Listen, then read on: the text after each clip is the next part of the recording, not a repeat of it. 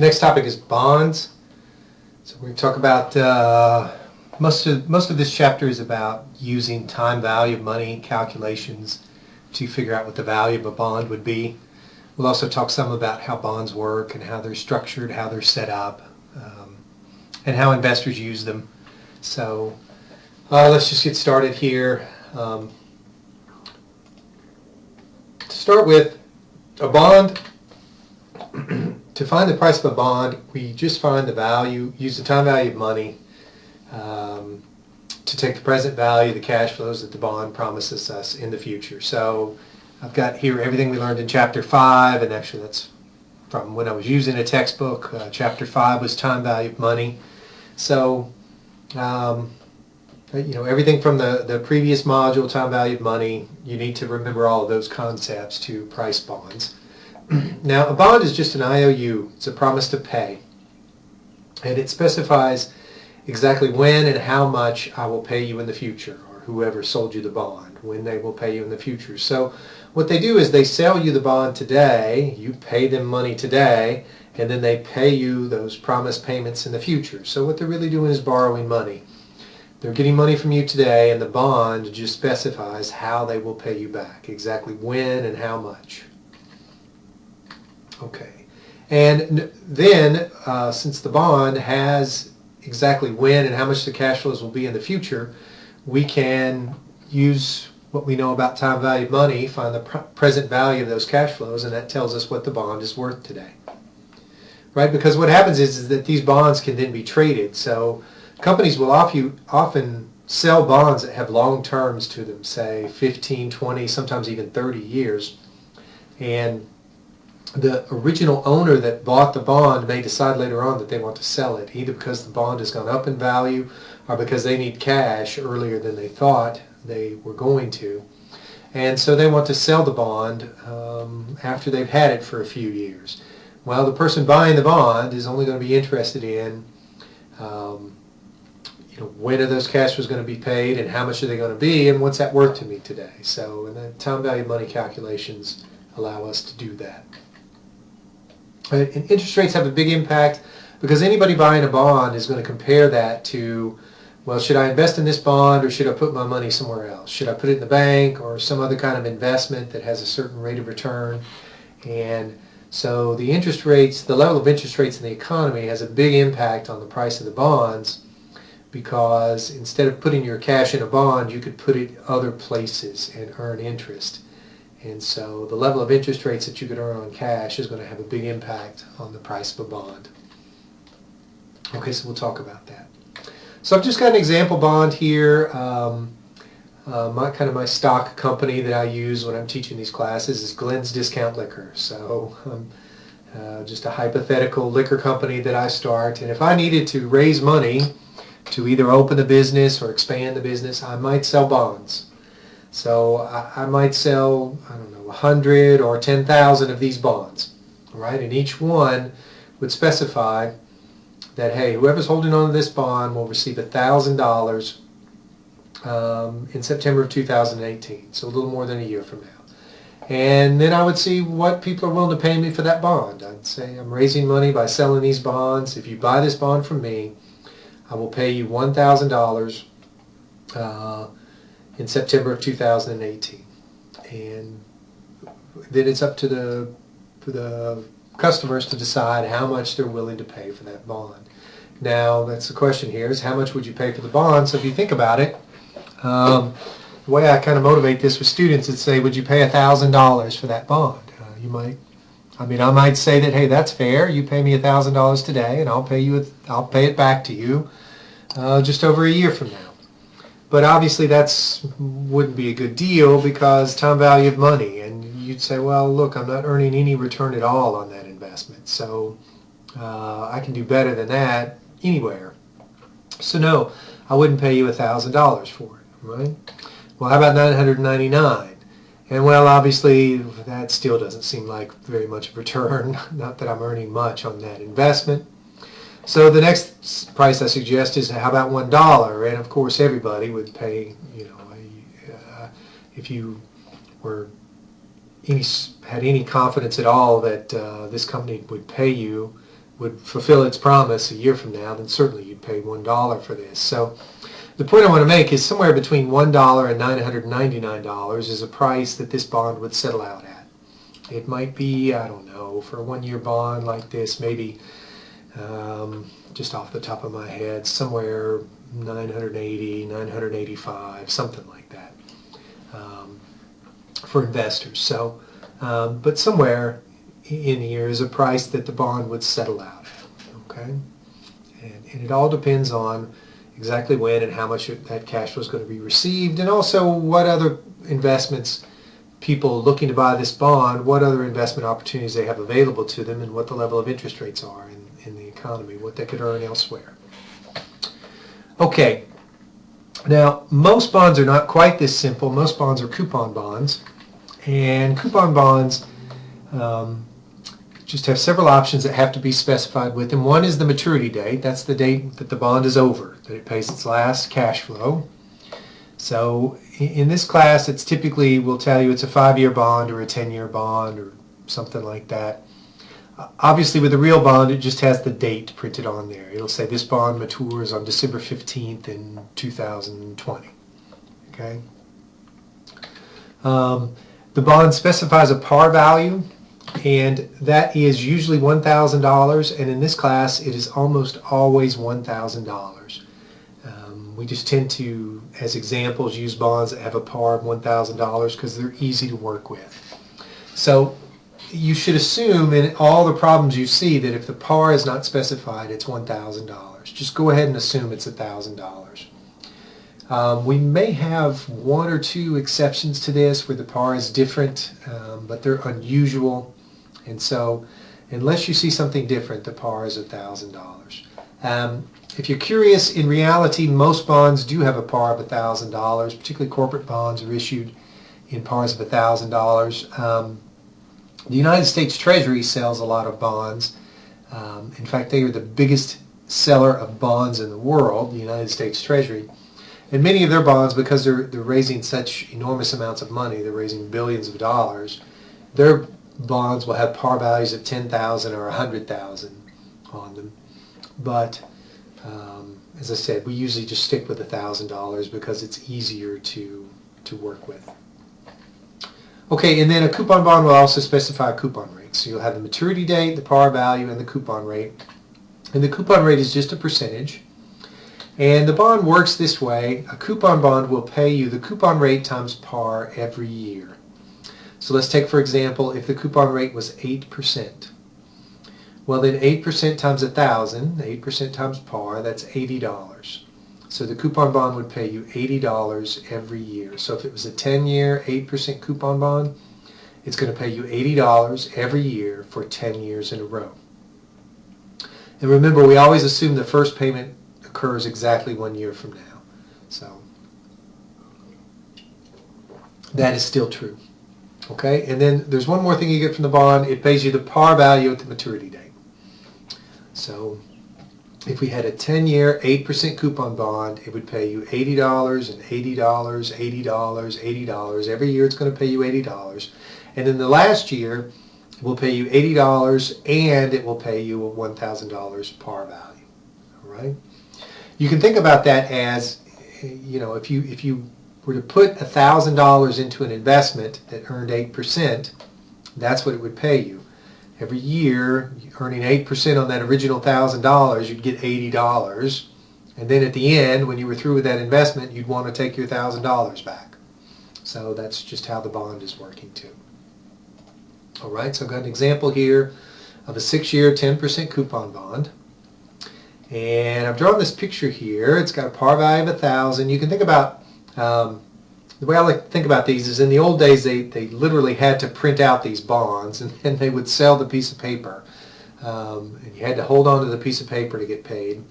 And the reason we call them coupon bonds is because they literally had a coupon on them that was perforated. And it would have the amount of the coupon payment. And I don't show it here, but it was also have a date on there that this coupon payment was good. So on that day, you could tear this off and take it up to the place that sold you the bond, and they would pay you the money. All right, so that's the idea of the coupon bond. And all these dates would be a year apart. And so you would have to wait, and every year you could tear this coupon off and get your payment. And then in the last payment, you take the whole bond up there. It would have a maturity date on here, and the maturity date would be the same as this last coupon payment date. So you would take the whole bond up there at the maturity date and hand them the bond, and this last coupon would be good, and you would get the par value of $1,000, okay, at maturity. All right, so you can see that since this coupon rate is 10%, the coupon payments are $100. That's 10% of par. So 10% times 1,000 is $100. There's 6 of them. It's a 6-year 10% coupon bond. So you'd get these 6 payments of $100, and then at maturity you'd get $1,000 also. All right. Now, if we want to make a 12% return on investments, how much would you be willing to pay for this bond? Well, you would pay the present value of all those payments using 12% as the I. Okay, so we could put that in the calculator, where N is 6 in this case. And let's see if I can start my calculator here.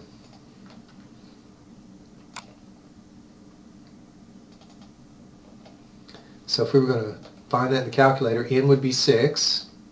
The interest rate would be 12, because remember, 12 is the return that we want to earn on this investment.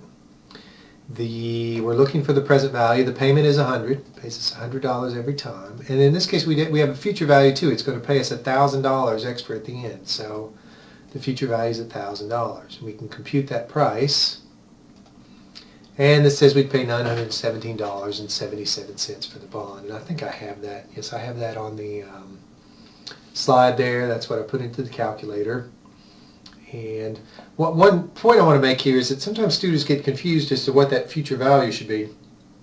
Because since you get the payment and the par at the end, some students I see want to put $1,100 in here, because both of those payments happen at the same time. But you don't have to. The calculator knows that you get 6 payments of 100, and then with that 6th payment of 100, there's going to be 1,000. Right? So it just has to go in that way. One thing to mention here is don't confuse the coupon rate and the required rate of return. The coupon rate is 10%. The way I think about that is printed, and it's on the bond forevermore. So it never changes because it's written on the bond. Now, once this bond is sold, then the return that investors require, you can think about it as the level of interest rates in the economy, is going to change all over the place. But that coupon rate is going to stay the same, and the payments that this bond makes are going to stay the same. So the coupon rate only tells you what goes in for the payment. All right, what goes in for I is the required rate of return. We will often in the problems just say interest rates are, meaning the level of interest rate in the economy in this example is 12%. And so that's what you would put in here to find the price of that bond. Okay, and just some terminology that you might run into when you, if you read about bonds or run into bonds. Bearer bonds, there aren't a lot of these left, but there are still some of these issued, usually overseas. There aren't a lot of these left in the United States. But these are bonds that are still printed on paper, and whoever is holding on to them is the person who receives the bond. So they don't keep track of ownership. When you want to get paid, you just have to, whoever is holding the bond in their hand at the payment date gets paid, all right? And this is a little more, I bring this up because you might run into this term if you're dealing with bonds in any way, but typically now bonds everything's done by computer, and so these are not very common anymore. Most of the bonds we have now are registered bonds, and ownership's registered on the computer.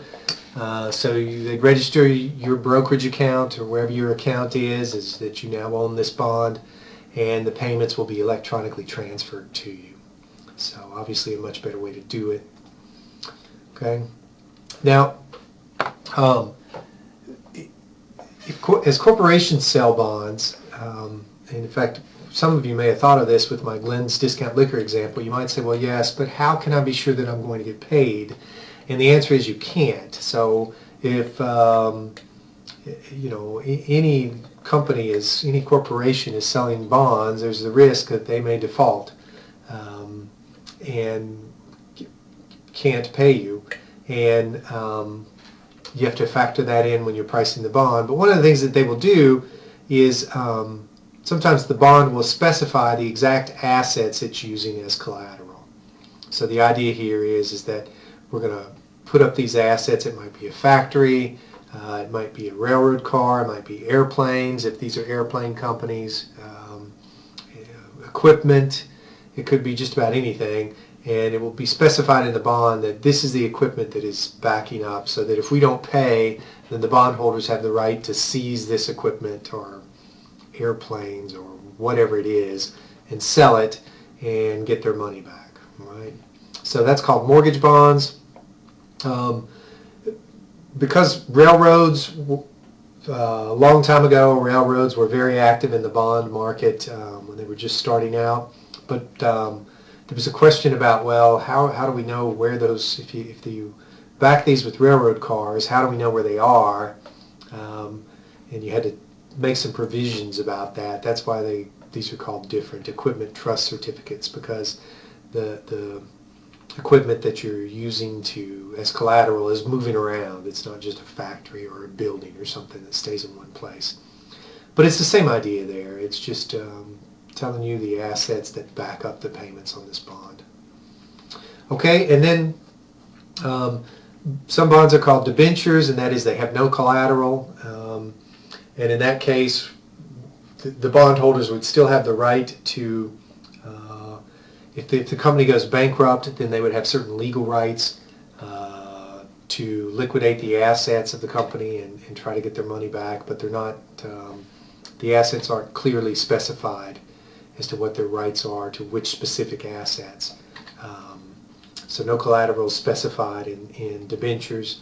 And then there are subordinated debentures, which means that the people who own the other bonds get paid first. So subordinated bonds means, look, we sold some other bonds sometime in the past, and those bondholders are ahead of you. So if something goes wrong with the company, the subordinated debentures are the last to get paid. Right? The other bondholders will get paid first, and if there's any money left, then the subordinated debentures will get paid. Okay? Now, obviously, you would pay less for this bond than you would for these bonds, and you'd probably pay a little less for these bonds than you would for these bonds if you really liked the assets that they specified. So bondholders have to take that into account when they're pricing these bonds. Okay, so here's an example. I've got a 10-year 8% coupon bond. The rates are 12%. The question is, what's the price of the bond? Well, this is a calculator problem. So it's an 8% coupon. It's going to pay us $80. Notice there's the par value. Going in as a future value. It's 10 years. The prevailing interest rate is 12%, so we can find the price of the bond, $773.99.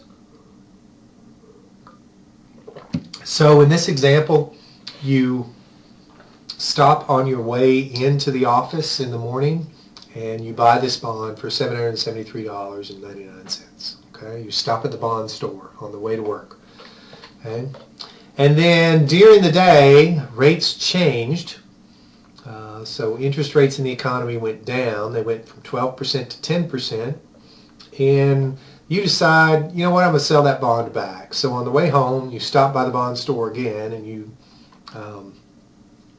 say, I'm going to sell that bond back, but it's going to have a different price now because the interest rate has changed. Okay? And we can calculate that price here. Just everything's the same because really very little time has passed. So N is still 10. Everything's the same, it's just the interest rate has changed. But the new price of the bond will be $877.11. So you bought it in the morning for this much, rates changed, and then you sold it for that much. Notice this was a quick change. This was just during the day. So very little time has passed here. Okay? And so, yeah, this brings us to a something to remember about bonds. When the rates go up, the prices go down, and when the rates go down, the prices go up All right, you can see that in this previous example, the rates went down from 12 to 10 and the price went up. All right, and there's a reason for that. One reason for that is that no matter what, that bond's going to pay the same thing, $80. So rates went down, but it still pays $80. Now, when rates are higher, if I deposit money in the bank, it's easier for me to earn $80 at a higher interest rate. I don't need to deposit as much money to get $80 as I do if the rates are 10. So when the rates go down, I'm earning less at the bank, right? And since that bond is still paying the same thing, it becomes worth more to me as the rates go down. And vice versa. When rates go up, I'm earning more at the bank.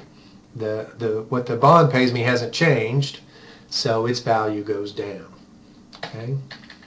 So it works that way. You can also see this mathematically. We're finding the price of this bond. It's the present value formula. We're taking each cash flow and divided by 1 plus the interest rate raised to the power of whatever year, whatever time period that cash flow is received. And as rates increase, that means that the denominator is getting larger. So when rates increase, the denominator gets larger, but the numerator, the cash the bond pays, doesn't change. And so you're taking the same number divided by a bigger number, and that means that the result will be smaller. And the same thing when rates go down. The denominator gets smaller, the numerator doesn't change. You're taking the same number divided by a smaller number, and the result is the present value gets bigger. So when rates increase, prices go down, and when rates go down, prices go up. Okay, yeah. Okay, so here's an example for you to do. I'll show you the answer here, but I encourage you to, it's an easy one, calculator problem, but you can stop, make sure you've got the right answer here, and I will show you the calculations here. So 15N. Now, remember, 11% is the coupon rate, so that tells me the payment, and that's going to be 110. That's 11% times 1,000. 9 is the I, so 9I, and then I get 1,000 future value and compute the present value, and the answer here is A.